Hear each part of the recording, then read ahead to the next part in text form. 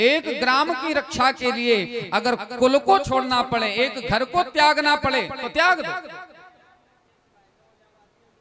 और अगर एक गांव को उजाड़ने से और पूरा जनपद, पूरा जिला अगर सुखी हो रहा हो तो उस एक गांव को उजाड़ देना चाहिए, त्याग देना चाहिए। लेकिन राजन, एक व्यक्ति को त्याग कर घर को बचाओ, एक घर को त्याग कर गांव को बचाओ, एक गांव को त्याग कर जिले को बचाओ, लेकिन अगर जरूरत पड़े तो आत्मार्थम पृथ्वीम त्यजेत, अगर स्वयं की रक्षा करनी हो तो संपूर्ण पृथ्वी को त्याग देना चाहिए। और तुम्हारा बेटा तुम्हारी आंखों के सामने इतने पाप कर्म कर रहा है, पांडवों को मारने का प्रयास कर रहा है, आपने कभी कहा नहीं कि पांडवों का भी उतना ही अधिकार है जितना तुम्हारा है। देखते हुए भी तुम देख नहीं रहे हो। हे धृतराष्ट्र, जब पिता अपने बेटे की गलतियों पर पर्दा डालने लगे, ध्यान से सुनिए, जब पिता अपने पुत्र की गलतियों पर पर्दा डालने लगे तो समझ लो वह अपने बेटे की रक्षा नहीं कर रहा, बल्कि समस्त कुल को नष्ट करने का प्रयास कर रहा है। तुम्हें मालूम होते हुए भी तुम बेटे की गलती को गलती नहीं कहते हो। मुझे तो लगने लगा है कि तुम अब तक तो केवल ये चमड़ी की आंखों से हीन थे, पर अब तुम्हारे कामों को देखकर मुझे लगता है कि धृतराष्ट्र, तुम्हारे घटकी, तुम्हारे हृदय की आंखें भी फूट गई हैं। 4 जगह ऐसी हैं जहां पर व्यक्ति अंधा हो जाता है, उसे कुछ दिखाई नहीं देता। 4 स्थान ऐसे हैं जहां पर आदमी को अपना खुद ही दिखाई देता है और कोई दिखाई नहीं देता। कौन कौन सी? किन्न पश्यन्ति च जन्मांधा, कामांधो नैव पश्यति, मदोन्मत्ता न पश्यन्ति, अर्थी दोषम न पश्यति। न पश्यन्ति जन्मांधा, जन्म से जो अंधा है, जिसकी आंखें नहीं है दोनों, उसे तो दिखाई देता ही नहीं। तो पहला अंधा तो वो है जिसकी आंखें नहीं है। और दूसरा आदमी कब अंधा होता है? जब काम वासना के चक्कर में पड़ता है। तब वासना से लिप्त व्यक्ति को न बाप दिखाई देता है, न माँ दिखाई देती है, न कुल दिखाई देता है, न खानदान। अच्छा, वासना में डूबे हुए व्यक्ति को लगता है कि मैं जो कर रहा हूं वही सही है, बाकी कोई मुझे नहीं देख रहा। पर किया हुआ कर्म तो सबको दिखता है। क्यों? क्योंकि कर्म छुपे न बभूत लगाएं, हैं? तारों के तेज में चांद छुपे नहीं, सूरज छुपे नहीं, बादल छाए, और भीड़ पड़े रजपूत छिपे नहीं, दाता छिपे नहीं, मांगन आए। तारे कितने ही प्रकाश कर लें पर चंद्रमा को छुपा नहीं सकते। बादल कितने ही घने क्यों न हो जाएं, सूरज को नहीं छुपा सकते। जब क्षत्रिय का बेटा अगर है, रक्त अगर क्षत्रिय का है, अगर युद्ध होने लगा तो क्षत्रिय का बेटा घर में छुपकर नहीं रह सकता, चाहे कुछ हो जाए। और दाता छुपे नहीं, मांगन आए। मांगने वाला अगर सामने खड़ा हो तो देने वाला जो है दाता कभी अपने हाथ को रोक नहीं सकता। एक बात और, चंचल नारी के नैन छुपे नहीं। जिसके अंदर चंचलता है, चाहे भरे समाज में क्यों न बैठा हो, चाहे वह पुरुष हो या स्त्री, चंचल नारी के नैन छुपे नहीं, कर्म छुपे न बभूत रमाए।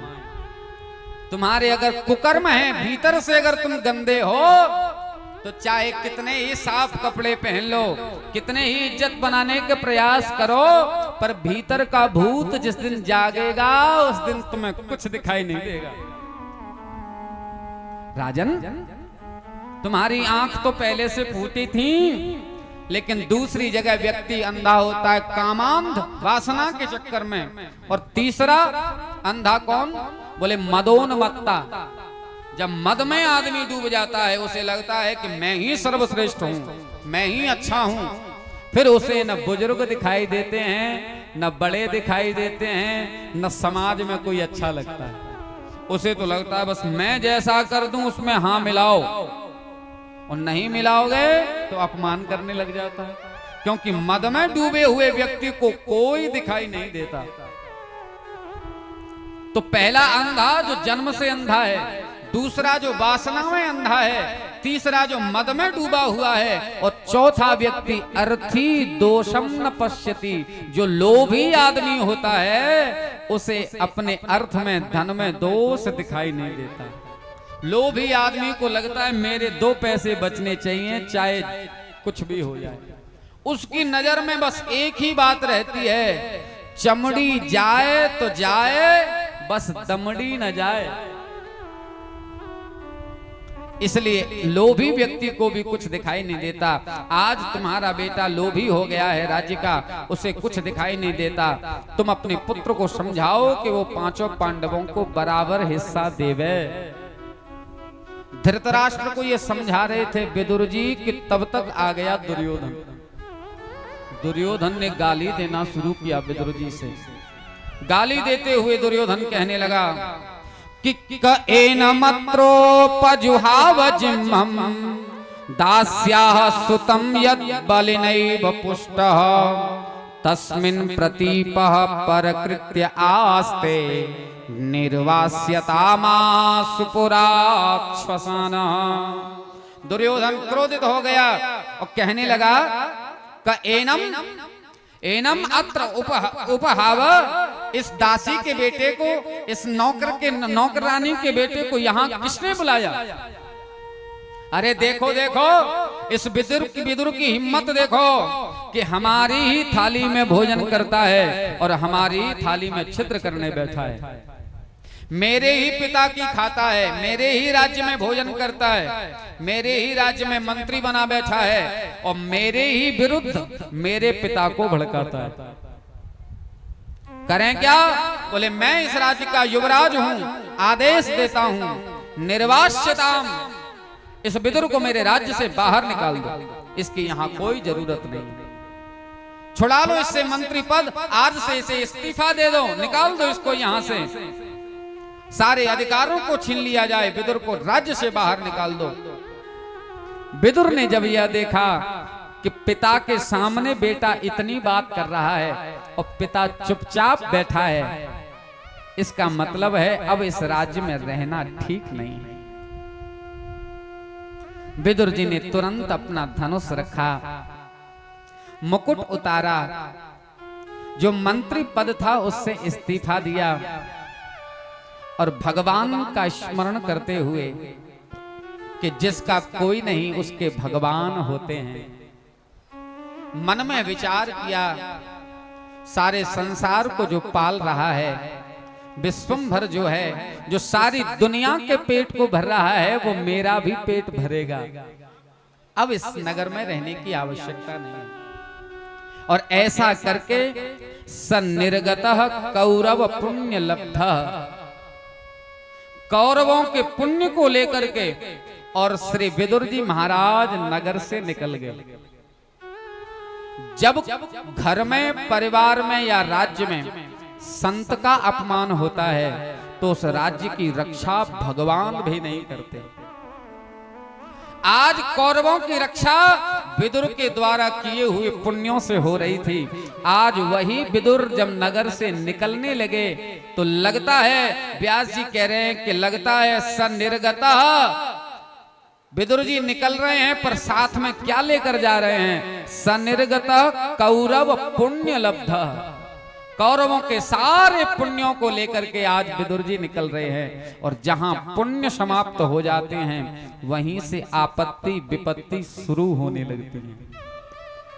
यही हाल था लंका का। लंका की रक्षा तब तक हुई जब तक विभीषण वहां थे, और जिस दिन विभीषण ने लंका को छोड़ा उसी दिन हुआ क्या कि अस कही चला विभीषण जब ही, अस कही चला विभीषण जब ही, अस कहे चला विभीषण जबहि।